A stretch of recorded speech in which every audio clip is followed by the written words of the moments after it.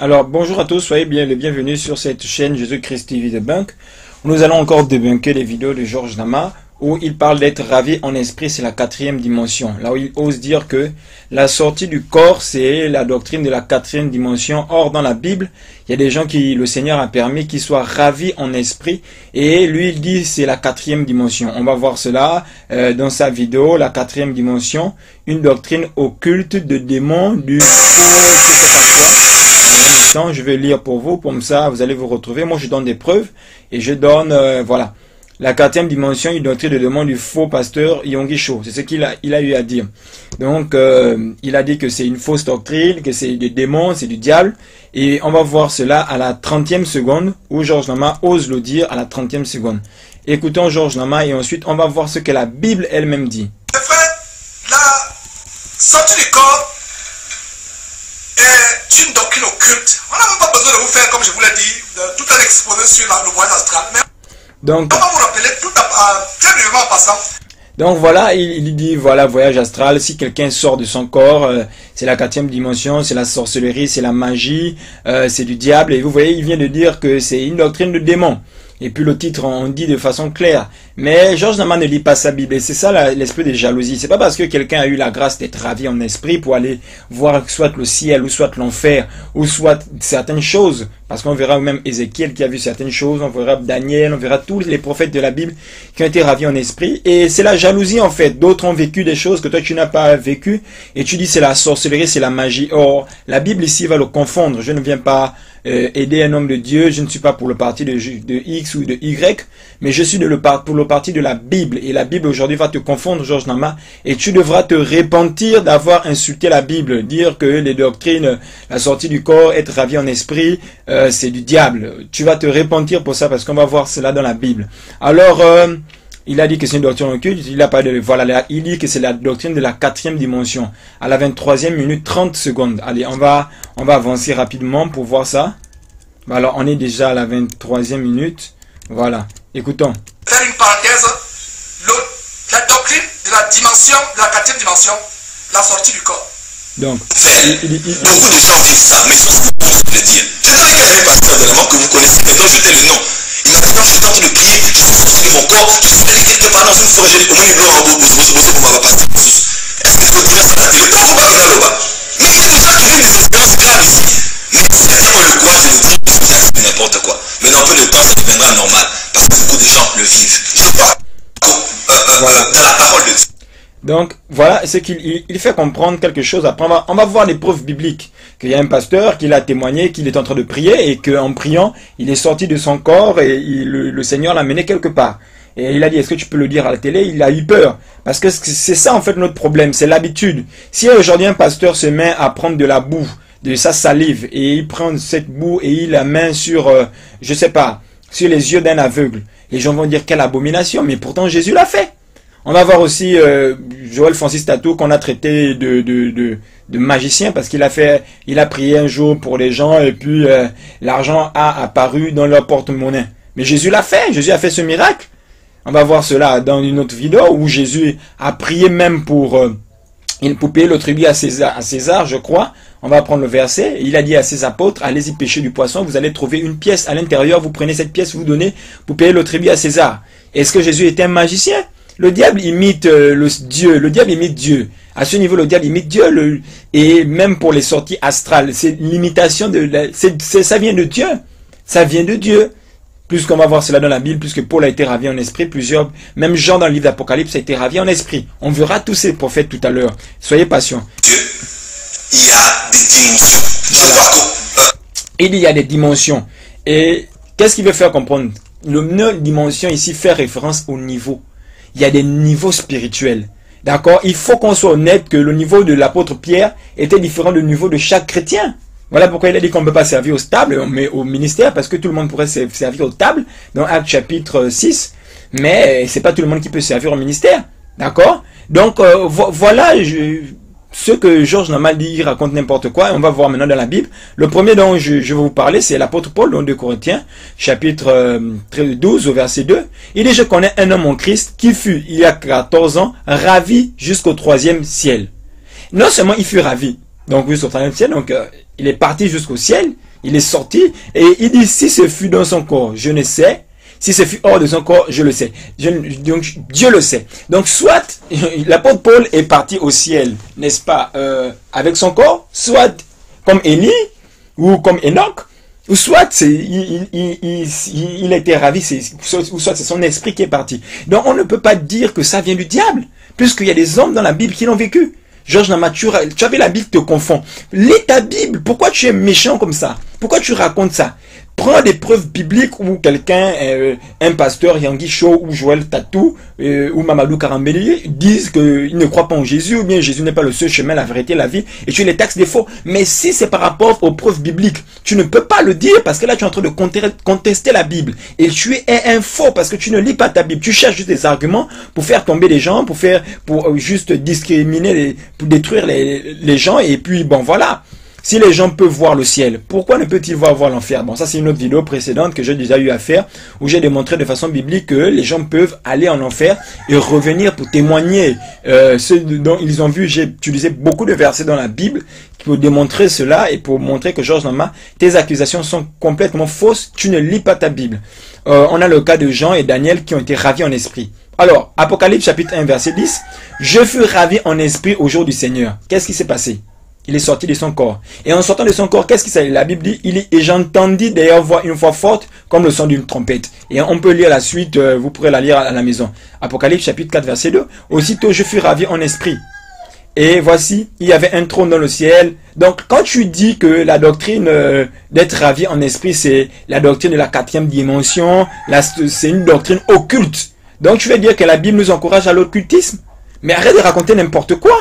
Arrête de raconter n'importe quoi. Et ces personnes qui ont vécu ce genre de choses, c'était pas des bébés spirituels, c'était des personnes assez matures parce que il y a des choses qui peuvent nous faire peur.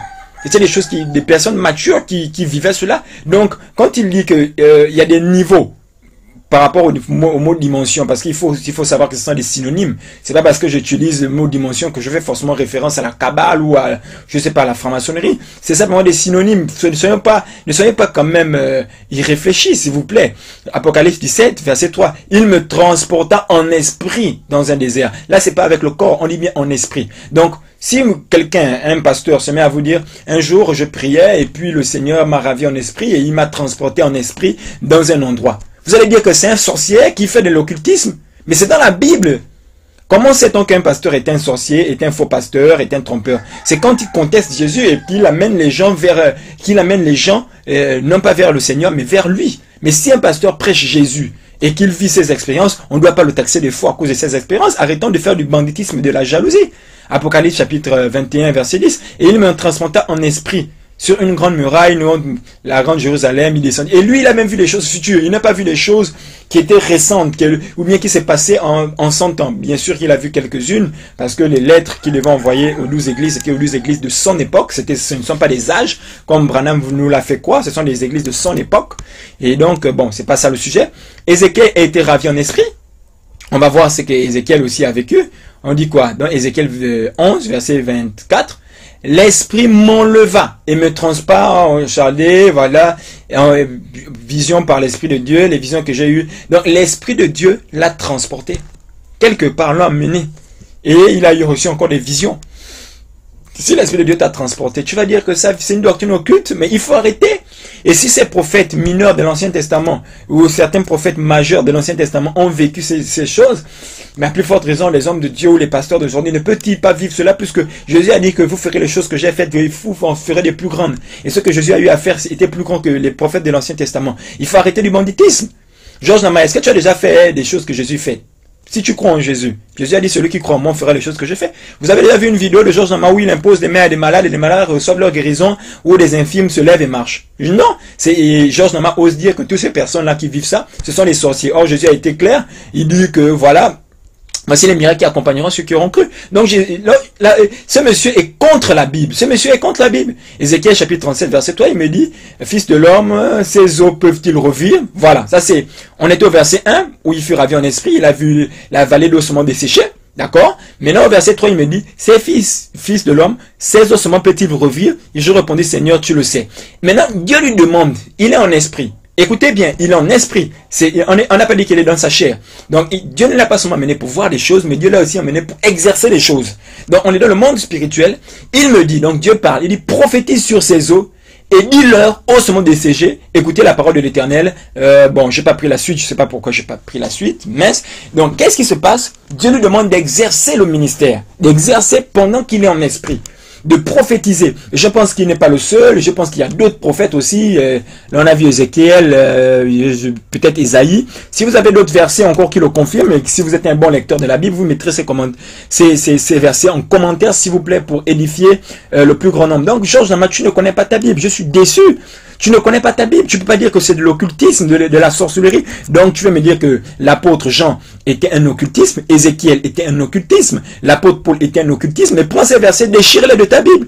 Et c'est pas fini, on va voir beaucoup de gens même qui ont été téléportés dans la Bible. Donc, on va d'abord continuer avec ce qu'il dit, il va parler de la dimension.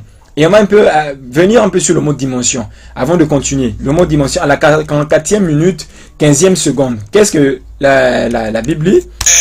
Sur le monde-là, dans la 4e dimension. On va prendre depuis le début. La dimension. Ils sont au niveau de la 3e dimension. La dimension des sens. La dimension des sens. On opère sur le monde-là dans la 4e dimension. L'homme de la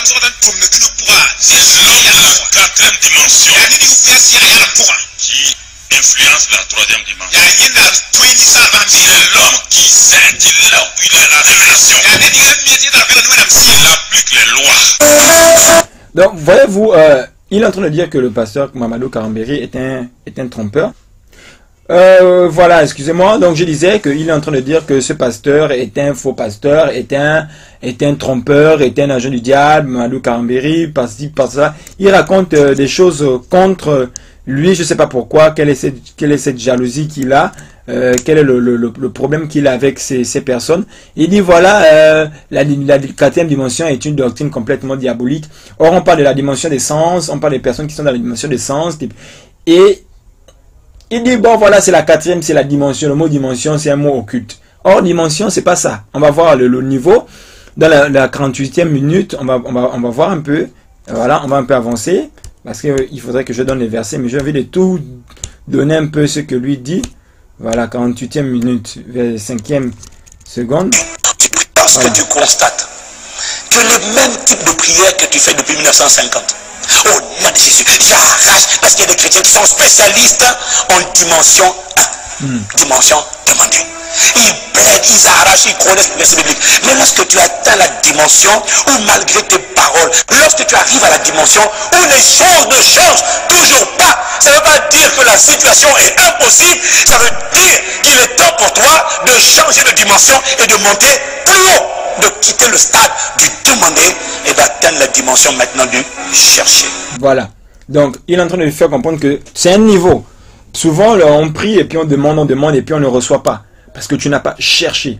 Et souvent, il y a des principes. Tu vas pas demander de l'argent et si tu ne cherches pas du travail. Et tout cela, c'est ce que le pasteur Ivan Castano enseigne. Mais lui, il dit, comme il a dit le mot dimension, c'est que forcément, il est dans la loge, il est dans la franc-maçonnerie, il a vendu son âme au diable et tous les blabla, sans aucune preuve. Ça, c'est pas une preuve. Georges Nama, n'as-tu jamais dit un jour que tu vas changer de dimension avec Dieu? N'as-tu jamais dit ça un jour? Quel est le chrétien qui n'a jamais dit ça? Mais qu'est-ce qu'il voulait dire par là? Un chrétien voulait dire par là que tu vas changer de niveau spirituel, ou bien tu vas grandir, et la Bible en parle. Hein? On peut le contextualiser. On a dans le livre 1 Jean chapitre 2 verset 13, il y a beaucoup de versets qui en parlent.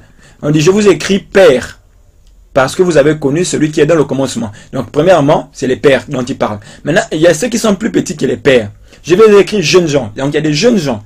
Les jeunes gens, ceux qui sont quand même assis dans la parole de Dieu, parce que vous avez vaincu le malin. Je vous écris petits enfants, donc ceux qui sont encore laids, les nouveaux convertis, parce que vous avez connu le Père. Donc c'est quoi? Le mot dimension ici fait référence, en fait, ce sont des synonymes. Il faut quand même se cultiver, il ne faut pas accuser les gens de n'importe quoi.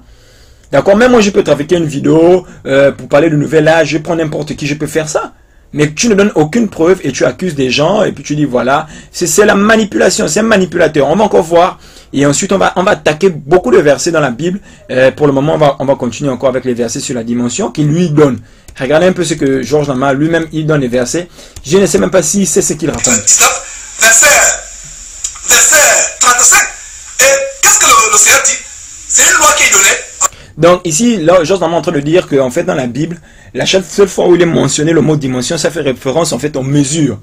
Et c'est là où je lui fais comprendre que même si ça fait référence aux mesures, je peux utiliser le mot dimension pour faire comprendre aux gens qu'on doit atteindre un autre niveau spirituel, où on doit encore grandir un moment, on doit grandir un peu plus, aller un peu plus haut. Donc c'est pas parce que j'ai utilisé un mot qui a des synonymes, parce que c'est ça la littérature, hein, c'est ça être grand spirituellement, être grand intellectuellement, utiliser des mots, mais toi tu vas dire que parce que j'ai utilisé un mot, et puis on ne retrouve pas. Téléphone est dans la Bible, tu as vu le mot téléphone dans la Bible? On dit Dieu est omniprésent, est-ce que omniprésent est dans la Bible? On dit que Dieu est omnipotent, est-ce que omnipotent est dans la Bible? Est-ce que ça veut dire que c'est diabolique d'utiliser ces mots?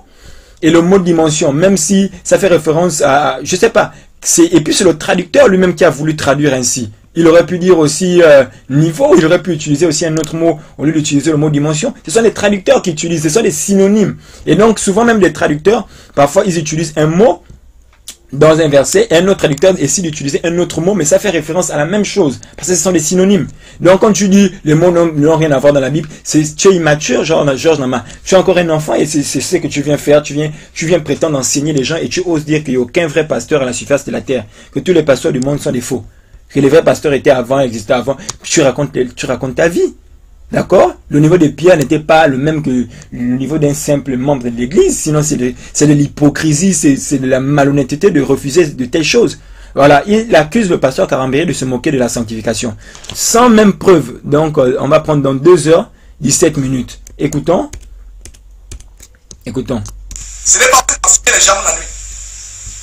Là où il a la révélation, il applique les lois. Vous connaissez la sanctification, dans laquelle nul ne verra le Seigneur. Combien les sanctifiés sont misérables? Combien les sanctifiés sont misérables? Oui. Ils sont sanctifiés, mais la misère. Oui. Voilà ce monsieur qui se moque des misérables. La Bible dit, l'un qui se moque d'un pauvre, les aigles le mangeront et les enfants des aigles Il se moque. Est-ce qu'il s'est moqué? Il a dit une vérité. Il a dit que il y a des chrétiens qui se sanctifient, qui sont misérables. Donc il veut faire comprendre que dans la Bible, il n'y a pas seulement le fait que tu te sanctifies. Dans la Bible, est-ce qu'on nous parle seulement de la sanctification? On ne parle pas seulement de la sanctification. Donc il y a des gens qui se limitent à la sanctification. C'est ce que ce pasteur est en train de dire. Maintenant, lui, il dit, c'est moque. Mais attends, Georges Nama, quand toi tu dis que les gens sont des faux, donc toi aussi tu te moques d'eux, et donc aussi tu es aussi un moqueur, est-ce que tu l'as vu rire? Donc voilà ce monsieur qui tourne en dérision la sanctification. Mais c'est n'importe quoi. Voilà encore les fausses accusations. Georges Nama s'ennuie. Georges Nama s'ennuie, il n'a rien à faire. Est-ce que tu as vu qu'il tourne en dérision? C'est monsieur, j'ai écouté l'une de ses prédications où il a parlé de la sanctification. Il y a beaucoup de choses, il parle de la sanctification, mais toi tu dis comment il rejette la sanctification. Mais tu prends même la chose qu'il a dit, tu sors de son contexte. Et beaucoup de gens, vous croyez à ce que Georges Nama dit, vous n'êtes pas sérieux, vous n'avez pas honte, vous êtes méchant. Vous êtes très méchant, c'est pas juste et c'est pas gentil de le faire. On va encore continuer avant de prendre les versets. Je pense qu'à partir de là, voilà, c'est le dernier argument que je vais prendre que Georges Nama donne. Voilà, on parle de sortir encore du corps. D'accord? Ils ont oublié. Il est sorti, il a fait des exercices. Oh, comme c'est abominable. Ces gens me donnent la chair de poule. Il a dit c'est un abominable faux pasteur. Un abominable faux pasteur. Ok. Et parfois Dieu me prend. Là, on m'amène dans des maisons. Il est dans la maison la nuit là. Il règle un problème. Il part. Tu vous écoutez ça? Il règle un problème, il part. On a vu ça avec Ézéchiel. Voilà. Dieu le fait. Donc, c'est quand visite les maisons des gens. Il règle un problème. Donc, voici Georges Nama qui se met à attaquer ce pasteur et dire voilà, il vient, il rentre dans une maison, c'est un sorcier, c'est un magicien, et les chrétiens acclament. Mais les chrétiens connaissent leur Bible.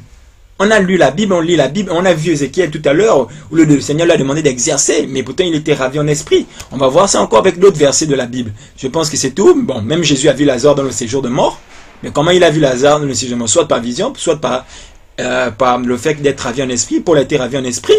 Ok, il sait même que dans le lieu céleste il y a des esprits méchants. Comment il le sait? Daniel a vu un esprit méchant bloquer l'ange dans le lieu céleste. Daniel a vu cela, il a eu cette vision de l'ange messager, un messager qu'on appelle, pas les anges messagers de Branham, ça ne veut rien dire.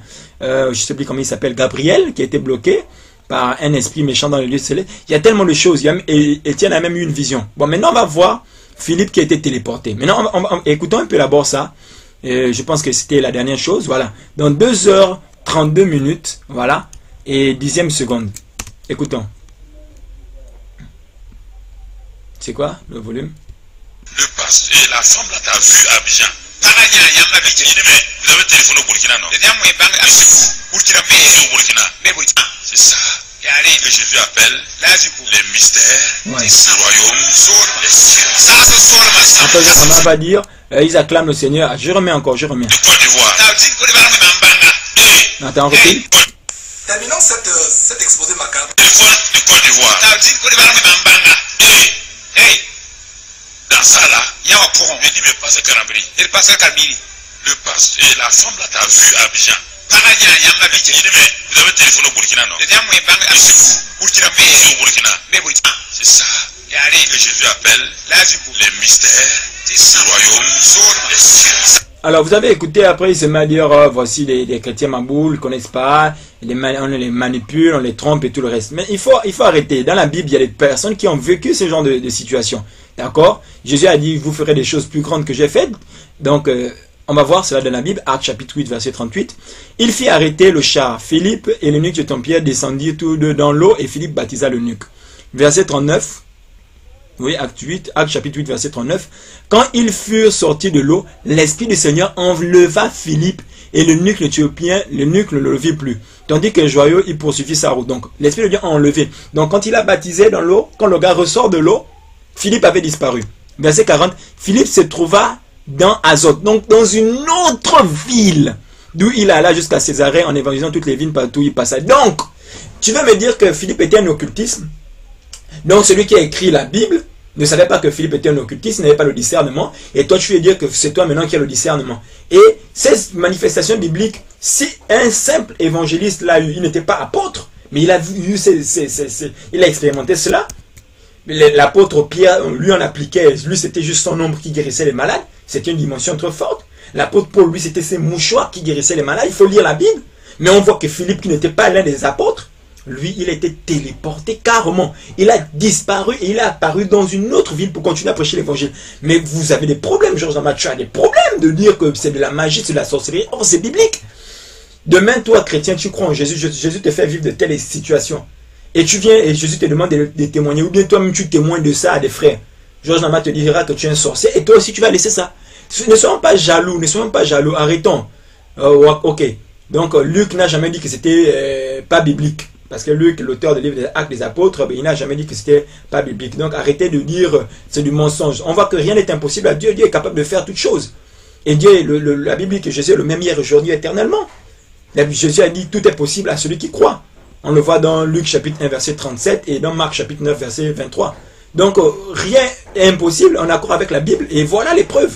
Donc on ne peut pas condamner un pasteur et puis dire que c'est diabolique, or c'est biblique. Donc la Bible te confond encore aujourd'hui. Georges Nama, tu dois te repentir parce que tu es un menteur. Jésus a dit de façon claire dans Jean chapitre 14 verset 12, en vérité, je vous le dis, celui qui croit en moi fera les œuvres que je fais et il en fera de plus grandes parce que je vais au Père. Donc voilà encore, il doit faire des choses plus grandes. Donc c'est celui qui croit en Jésus. Georges Nama, ces miracles là? Non. Georges Nama, tu prétends croire en Jésus. Est-ce que tu fais les œuvres que Jésus fait? Non. Tu ne fais aucune œuvre. J'ai tapé sur YouTube pour voir si il y avait une vidéo où on parlait d'une guérison miracle que Georges Nama a eu à expérimenter. Je n'ai vu aucune. Aucune, complètement aucune. Donc Georges Nama, arrête de blaguer les gens. Tu es un blagueur. D'accord? Et on va voir maintenant une autre partie où il voit des choses, où il a une vision. Pendant qu'il a une vision, Georges Nama critique sa vision. Et on va voir les versets bibliques qui sont même mieux que ses visions. Page noire, tu es mal. Et voilà comment il dit, toi tu sors pour faire le mal, moi je sors, toi tu sors pour faire la magie noire, tuer, moi je sors pour faire la magie blanche, guérir, faire du bien. Il n'a jamais dit magie blanche, ça c'est lui-même qui ajoute le mot magie blanche. C'est vraiment, il est méchant ce gars. Magie égale magie. Or, la Bible parle des hommes de Dieu qui sortent de leur corps, que le Seigneur fait la grâce de sortir du corps pour voir certaines choses. Mais lui il dit c'est du diable. C'est abominable aux yeux de Dieu. Tu es assis sur un divan rouge. Regarde, tu es en pyjama.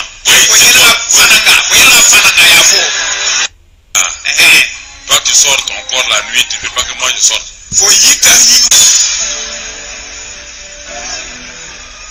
Je viens de parler à quelqu'un derrière. Mes frères, c'est terrible. Vraiment, je ne sais pas qu'en est-il de vous, comment vous pouvez supporter ceci. Je suis obligé de vous le montrer, c'est mon devoir, mais c'est horrible, mes frères. Est-ce que vous comprenez ce qui se passe? Est-ce que vous avez le discernement? Est-ce que vous avez encore le... Bon, ok. Donc, voyez-vous, vous pouvez comprendre et vous-même, vous pouvez vérifier ce que lui raconte. Donc, il voit les choses sur la vie des gens et après, il va dire... comment il peut voir? Il voit quelqu'un sur son canapé, et puis c'est la magie, c'est la sorcellerie, et il parle, mais il ne connaît pas le ministère prophétique, il ne connaît pas l'onction prophétique, il ne connaît rien de ça. Georges Nama, est-ce qu'il t'est déjà arrivé, je te pose une question, de voir sur la vie des gens? D'accord? Est-ce qu'il t'est déjà arrivé de voir quelque chose sur la vie d'une personne? Est-ce que ça veut dire que tu fais de la magie? Donc tous ceux qui sont prophètes, qui ont le ministère prophétique, ce sont des magiciens. Donc Jésus ne fait plus de miracles, ou bien le ministère prophétique n'existe plus. On a vu dans la première vidéo que Dieu a donné les uns comme apôtres, prophètes, évangélistes, pasteurs et de docteurs. Donc on voit qu'il y a des prophètes qui existent encore jusque de nos jours. Des prophètes. Pas des prophètes majeurs, pas des prophètes messagers, tout ça c'est n'importe quoi. Non, des prophètes. Des chrétiens qui ont l'onction de Dieu, qui sont utilisés par Dieu, qui ont la possibilité de voir. Et on a ça dans la Bible, où Jésus manifeste cette onction à plusieurs reprises, dans Jean chapitre 1, verset 48. D'où me connais-tu? C'est Nathanaël qui lui dit cela. Jésus répondit, avant que Philippe t'appelât.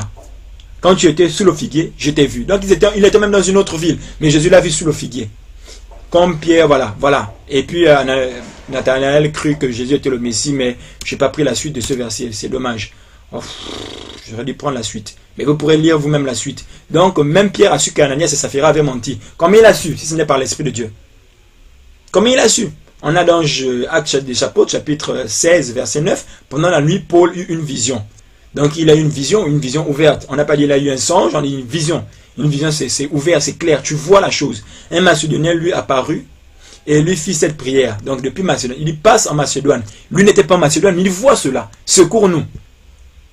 Comment Paul a eu cette vision? Donc Paul il manquait de discernement, je sais pas, c'était un sorcier, je sais pas. Donc l'Esprit de Dieu n'est pas capable de te faire vivre des choses surnaturelles, et le surnaturel est maintenant devenu quelque chose de diabolique. Mais Georges Nama, tu racontes n'importe quoi, c'est la sorcellerie, tu es contre la Bible, et tu dois te repentir, tu es contre la Bible. Maintenant on va voir aussi un prophète dans la Bible, le prophète Agabus, dans Actes chapitre 21, verset 10.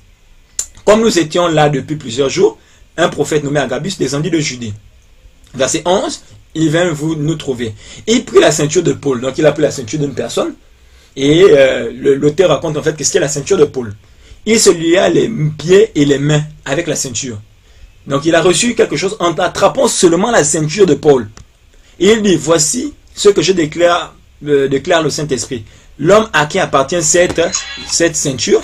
Donc il y a une ceinture qui est là. Et il y a un homme à qui appartient cette ceinture. Donc il ne savait pas à qui appartenait cette ceinture. Il a seulement dit l'homme à qui appartient cette ceinture. Donc c'était Paul. Les Juifs le lieront de la même manière à Jérusalem. Donc à la même manière qu'il s'est lié. Et le livreront entre les mains des païens. Donc voici, tu ne sais même pas ce que tu racontes. Tu ne sais même pas ce que tu racontes, Georges Nama. Tu dis que c'est du diable, tu dis que c'est Satan. Il y a des gens qui ont la possibilité même. Tu apportes même un objet qui appartient à une personne. Tu dis tiens l'objet. Il attrape l'objet. Et depuis l'objet, il voit sur ta vie. Tu vas dire que ce sont des faux prophètes, ce sont des magiciens, ce sont des ceci, ce sont des agents du diable. Mais le prophète Agabus l'a fait. Ce sont des choses qui sont confirmées par la Bible et on voit comment l'Esprit de Dieu agit. Mais le diable, il y a une différence entre la magie et la puissance de Dieu. Parce qu'on a vu qu'il y avait un magicien et puis il y avait Philippe qui avait fait des miracles en Samarie, dans Actes chapitre 8, je crois bien. Pour ceux qui lisent la Bible, pas pour ceux qui croient en Georges Nama bêtement. Donc, la magie, c'est pour impressionner les gens. Ça ne guérit pas les gens, ça ne change pas les vies des gens. Or, on voit que les vies des gens sont changées, sont transformées quand on voit des signes, des prodiges et des miracles dans des campagnes d'évangélisation, comme les campagnes d'évangélisation de Reinhard Bonquet, des campagnes d'évangélisation de Benny Hinn, des campagnes d'évangélisation de tel homme de Dieu. Mais parce qu'un homme de Dieu a fait une erreur, on dit que c'est un agent du diable, c'est un ceci, parce qu'il a enseigné quelque chose qui n'est pas forcément en accord avec ce qu'on croit, on dit que ce sont des choses du diable. C'est n'importe quoi, c'est de la jalousie, la jalousie, la jalousie. Donc, même Ivan Castano, on voit Ivan Castano, qui parle de l'amour, la dimension de l'amour de Dieu, et voilà, qui on a traité de faux aussi. Voilà, on va prendre la 40e minute. Voilà. Écoutez Ivan Castano, ce qu'il va dire. Et en passant, avant de vous montrer cette séquence, je vous rappelle l'émission émission sur les prières contemplatives et autres prières sataniques. Cette émission, répétitive. Allez sur cette émission, il y a une liste dans cette émission. On n'a pas pu pour cette émission pour retrouver cette liste. Mais pour ceux qui veulent cette liste, vous pouvez nous écrire. Et les gens qui sont ici. Et qu'est-ce que je sais pas, j'ai perdu. Je voulais voir la vidéo où le pasteur Ivan Castano. Voilà, c'est Ivan. Non, je n'ai pas ça quelque part, c'est dommage. Voilà, c'est ici. Donc, voici ce qu'est Ivan. C'est une autre vidéo. En fait, je me suis trompé. Désolé, excusez-moi. À la 4e minute, on va voir. Et c'est dans les années 70.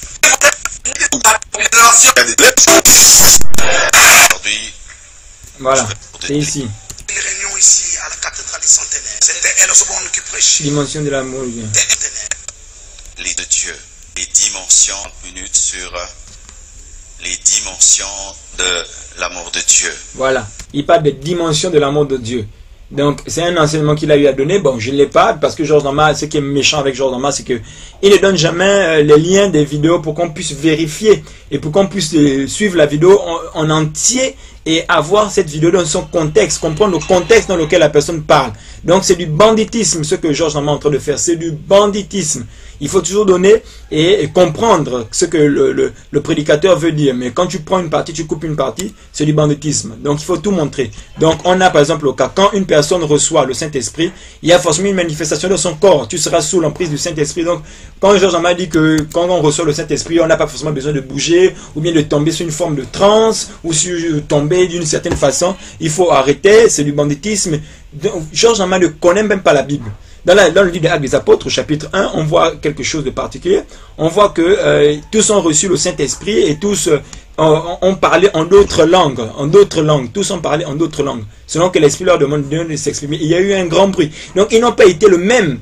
Et les autres se moquaient d'eux parce qu'ils faisaient des choses inhabituelles. Et c'est ça, le Saint-Esprit t'amène à faire quelque chose que toi-même tu ne comprends pas. Inhabituel, parfois, ton esprit n'arrive pas à comprendre. Parfois, tu es délivré de plusieurs choses. Le Saint-Esprit vient balayer tout ce qui est donné de toi. Donc, tu ne peux pas dire qu'il n'y a pas forcément les trans, il n'y a pas forcément ceci, montre-moi un verset biblique et tout. Voilà, Georges Nama, tu as été confondu aujourd'hui. Je viens de démontrer que le fait de sortir de son esprit pour voir des choses par la grâce de Dieu n'est pas méchant en soi, c'est biblique. Donc Georges Nama, tu n'as pas le droit de dire que c'est satanique, tu t'es trompé, tu dois te repentir et j'attends que tu me dises, est-ce que tu peux me montrer un verset dans la Bible qui dit sortir de son corps est une doctrine occulte? Est-ce que tu peux me le démontrer? Non. Donc Georges Nama, tu dois te repentir, la Bible vient de te confondre, tu ne lis pas ta Bible, tu ne connais pas ta Bible, tu es un menteur, tu es un trompeur et tu as intérêt à te repentir. À te repentir véritablement. Il faut que tu puisses te repentir parce que tu es un menteur, tu es un trompeur et je vais démonter plusieurs de tes vidéos que tu as eu à donner où tu as raconté des mensonges sur les hommes de Dieu. Donc Georges Nama, j'attends ton commentaire. Si tu ne veux pas me mettre des commentaires où tu te réponds, j'interpelle tous les chrétiens. Si dans un mois vous suivez cette vidéo et que Georges Nama n'a pas mis un commentaire où il s'excuse, où il se repent d'avoir dit de telles choses, où il se repent d'avoir contesté la Bible, s'il ne fait pas cela, bien aimé, toutes les vidéos de Georges Nama, 1, 2, 3, top, on va les signaler à YouTube, qu'il donne des faux témoignages, on va signaler cela à YouTube pour qu'on ferme sa chaîne. Et en plus, YouTube te paye, tu n'as même pas honte. YouTube te paye pour les vidéos que tu fais, plus tu as de vues, plus YouTube te paye. Et ce sont les païens qui te payent. Georges Nama, tu n'as même pas honte. Et tu traites les autres pasteurs de voleurs, tu traites les autres pasteurs de trompeurs. Je ferai cette vidéo et je démontrerai cela. Donc, merci beaucoup à tous. Que Dieu vous bénisse. Ne vous laissez pas tromper. Georges Nama a eu à dire que tous les pasteurs de la terre sont des faux. Il n'y en a aucun vrai pasteur. Je vous dis que c'est faux.